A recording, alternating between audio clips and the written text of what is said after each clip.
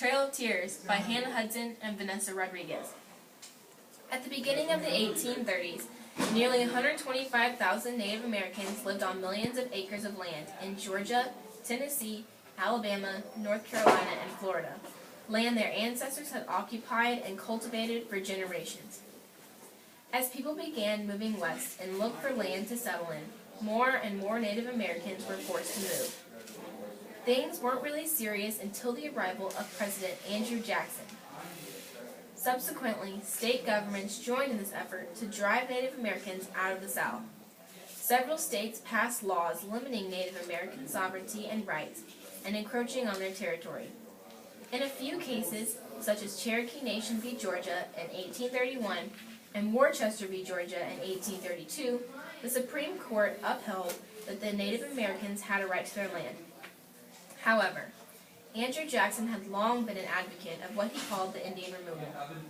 In 1830, he signed the Indian Removal Act, which gave the federal government the power to exchange Native-held land in the Cotton Kingdom east of the Mississippi River for land in the west, in the Indian colonization zone that the United States had acquired as part of the Louisiana Purchase.